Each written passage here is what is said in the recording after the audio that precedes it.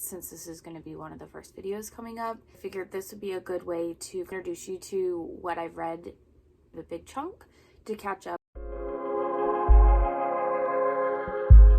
In the first quarter, I read 42 books.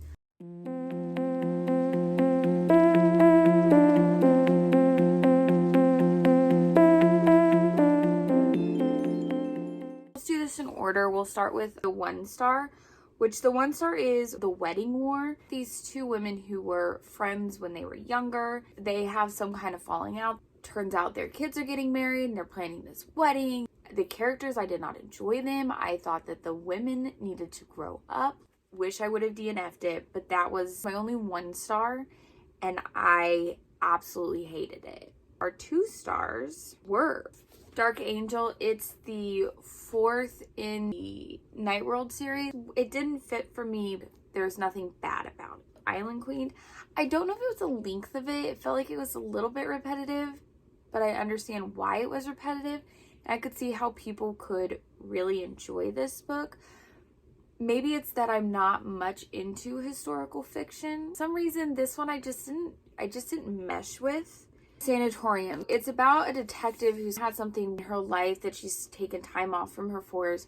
She's going up to this, now a hotel that used to be a sanatorium. They're kind of stuck on this mountain. Mystery whodunit, killer. The atmosphere was good, but for some reason it just didn't work for me, and I'm not really sure why, because I feel like I would like this. Maybe it was because it was really slow paced. This was another one that was just a 2 star for me, and it didn't really work for me. The next 2 star was When No One Is Watching. This is about gentrification in a neighborhood. People are disappearing and it's kind of happening under their noses, and the main character is trying to figure out what's going on. She partnered up with one of the new neighbors. Story sounds really good, but it wasn't maybe what I was expecting, and so it was a little bit of a letdown, and that's why it was a 2 star for me. I didn't really enjoy it like I was expecting. Next one was Network Effect. It's the 5th in the Murderbot series. So during this quarter, I read all of the Murderbot diaries, well, that are out as of right now. It's probably not a series I'm going to continue. I think there's a few more coming out. Network Effect was my least favorite of it. Already, they were just plain for me. I'll just go ahead because the other ones are all 3 stars. And I only read the Kindle audio version, borrowed from my library. There was funny moments in it. I liked that they were shorter, to the point. Network Effect was my least favorite. I think it had a different flow than the other ones. That's also not really my preferred style of books. So all the Murderbot series, except for Network Effect, they were all 3 stars. I just wasn't a huge fan of that series. Life Unscheduled. It was a cute little romance. The only issues I had with it were the main character's obsession with her work. And as somebody who gets can get very stressed out and anxious and feel like I'm supposed to give my life to my job, even though I want to be able to come home and put it down and spend time with my family and stuff, I got frustrated with the main character over that. However, there's absolutely nothing wrong. There's people, my husband takes very good pride in his work. He enjoys his work. Now, I enjoy my work too, but, you know, he enjoys it maybe more than I do. But it was cute, lovable, it was kind of silly, you know. I feel like sometimes that's kind of what happens with romances. I find them kind of silly and ridiculous. But that was one of them. However, it was cute. I enjoyed it. I had a fun time. I did a lot of borrowing because of the COVID situation. I have kids in school. At the beginning of the year, there was still a lot of COVID restrictions. And because of that, our kids would get exposed and we would have to quarantine in order for them to go back to school. So I did a lot of borrowing books from the library just because I also could not go anywhere, because then that ruined my kids' quarantine. January is rough, so there's a lot of digital copies in January just because we were home quarantined because of potential COVID exposure. And my kids are much younger, so none of them are eligible for vaccines or anything like that. There was a book, and I read it later, called The Butterfly House, that I had picked up from Barnes & Noble because the story looked great. And then I found out it was in a series, and then the first one called The Tenant. It's a series based on these 2 detectives. A young woman was murdered in an apartment complex, and they have to go solve it. It's a pretty basic whodunit mystery. I enjoyed it. I wouldn't say I was thrilled about it, but I was excited about the other one. That's why I was going to continue. However, there's 4, I think, altogether. They're translated, and they're not all I think the third or the fourth one's not translated. They weren't translated in order. I did 2 running books, so I enjoy running. I'm not like a speed demon or anything. I'm a pretty slow runner. I run a lot with my dad. My kids, my oldest, runs with me. Long story short, I read Running Like a Girl and Run Forever. They were good books. I was kind of getting back in the swing of running after having my last baby, just getting back in that. They're just kind of tips on running, stuff like that. You know, most of it I had heard, but it never hurts to hear things again. The next one I read was Tuesdays with Morrie, which I think I had got that one on my radar many years ago because I think it's referenced in Gilmore Girls. One time I was going to try and read all the books Rory reads on Gilmore Girls. However, I don't like half those books. I like some of them, but like they're just not for me.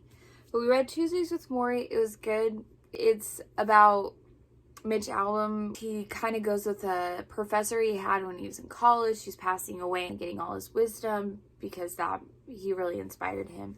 I felt like I was supposed to feel like super inspired from it.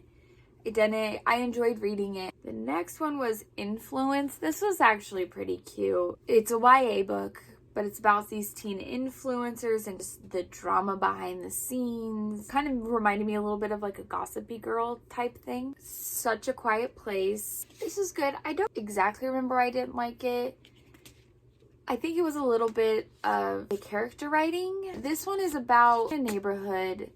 There was a big trial. One of the people in the neighborhood, Ruby, was sent to jail over those murders. Then she gets out, but instead of leaving, she shows back up to the neighborhood, and it's all the drama that ensues around that. Everything we didn't say, I did enjoy this book.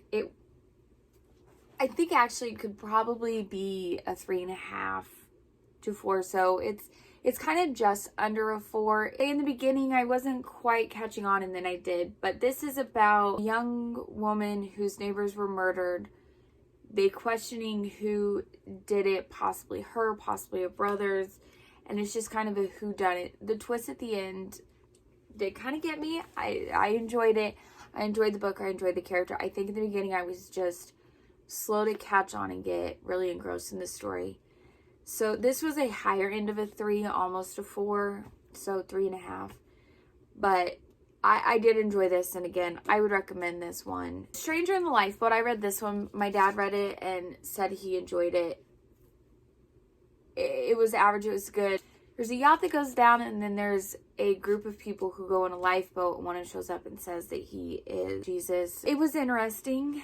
Her name is Night. I read that one. I actually did enjoy it. It's part of a series. I don't know that I'm going to continue. Characters were good. The storyline was good. It's about a woman who's an assassin for a tribe in Africa. It was dual timelines going back when she's younger or older. It was a good book. That was one that I think was on Kindle Unlimited, and that's why I ended up reading that one. If you see my shortest TBR, you're surprised at this. This is the first book in the series Wayward Children.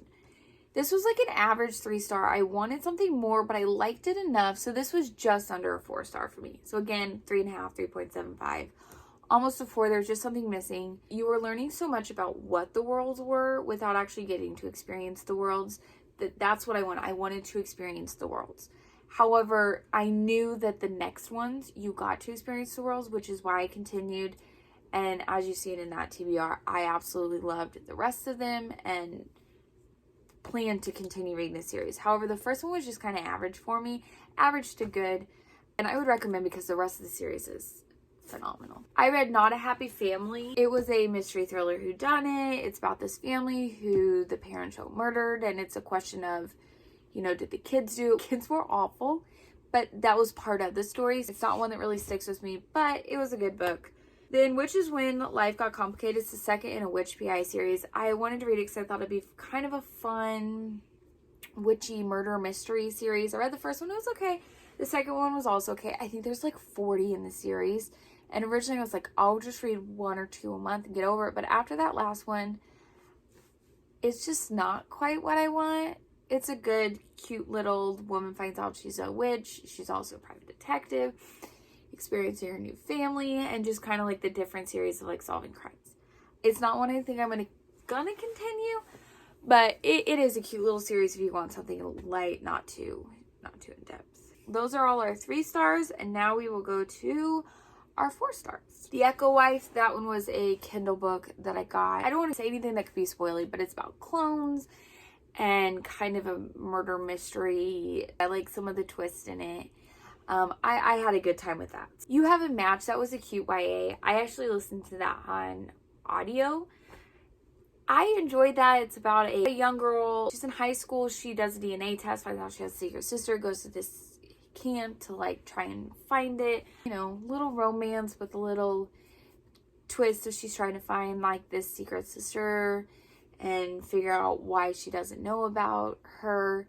And again, it's cute, lighthearted, not too deep. Reckless Girls, which I think this one would be a good one in, I think, the summertime. It's about this group that goes to this kind of deserted island and things kind of go awry. The vibes were good. I very much enjoyed this. Kind of gave me a little bit of Lord of Flies feelings. Not quite as intense as Lord of Flies, although that's a great book too. But yeah, I enjoyed the experience of reading this one.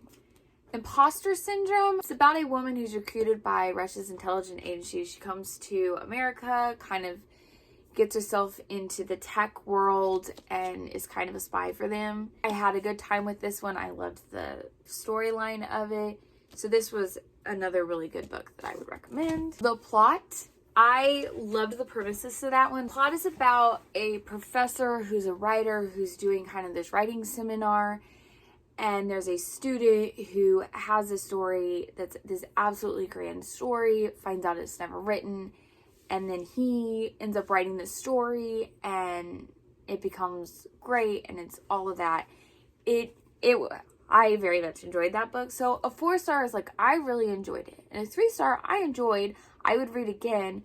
4 stars, like, I really enjoyed it. And a 5 star is like, we got to keep talking about it. So The Plot, I absolutely liked. That again was like a 4.5, almost a 5, but that was a great one.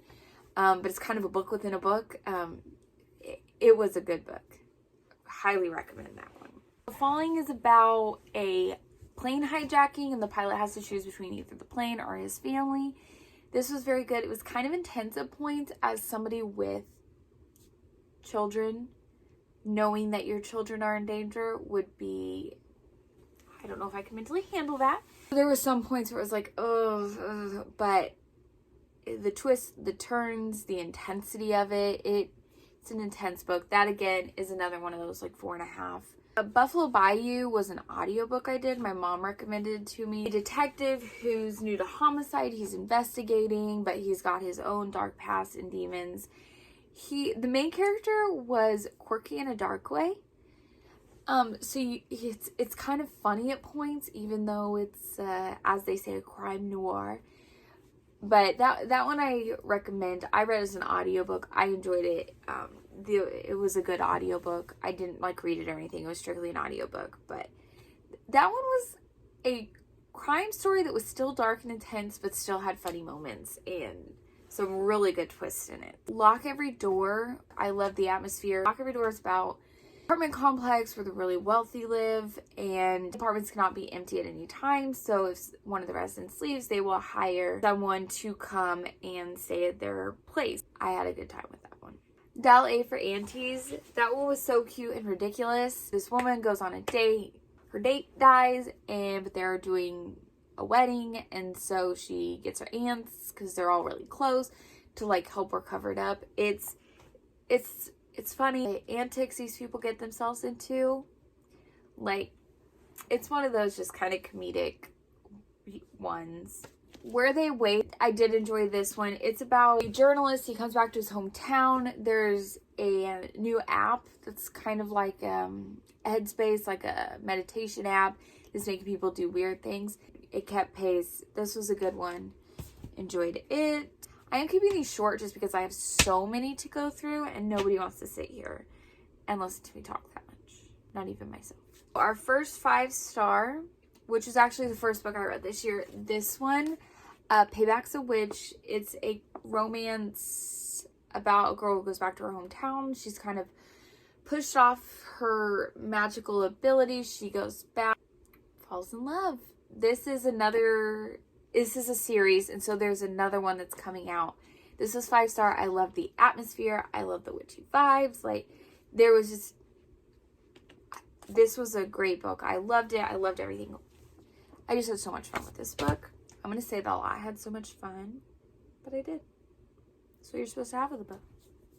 History of Wild Places. The atmosphere in this is great. I can understand. I've seen some people have not as high of ratings and their reasoning, and it makes sense. But this is about a kind of community that's like enclosed themselves and does not go out. And people start to question wanting to venture out and question it and kind of the weird things that happen. The twist in this is pretty good. A little bit unbelievable, but I would say I was expecting it to be more magical, but it's not. I don't know if that's a spoiler, but the atmosphere in this kind of, it's a little bit slower paced, but I had a good time with it. Butterfly House. This again goes with that Tenant that I gave a lower star. So this one's hard to explain.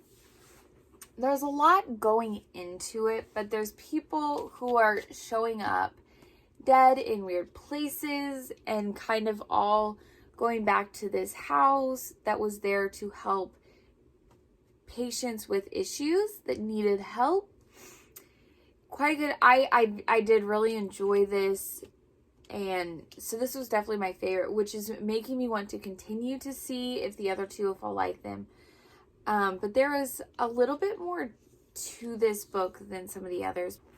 Final Girls Support Group. I went into this because I was hoping another like Final Girls experience. It wasn't quite like this. This is about a group of girls who were Final Girls who were kind of in the support group, and then it's kind of breaking up and just kind of the experience of that. It was different in the sense of seeing it from a support group, multiple of them, which is different than what Riley Sager's Final Girls was. Still a lot going in. I liked characters' quirkiness. Like, it made sense with her experience.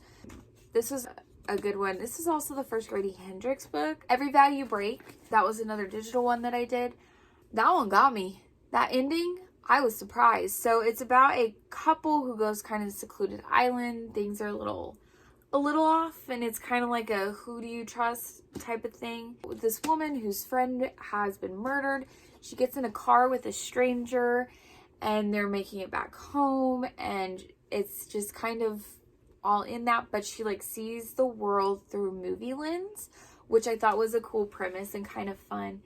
So but yeah, she's just gotta survive the night. Gone Girl. That was the first time I read it, and the amount of intricacies and just depth of that one was great. And then I went and watched the movie. The movie's not nearly as good as the book, but the movie is still good. But it's about a woman who shows up missing. Her husband's got to figure out who done it, and it's a fun ride. I would highly suggest that one. Razorblade Tears. Yeah, I can't get that sticker off. That's why it's still on there. So this is about two fathers whose sons got married. They end up murdered, and they are going to go solve it. This is action-packed. It's constantly going. It was different than what I expected, but I enjoyed it. It can get a little gory in places, but this was fast-paced. It was fun. You have a soft spot for the characters and kind of see them develop, understanding where they were wrong, maybe not supporting their sons in the beginning, but getting there.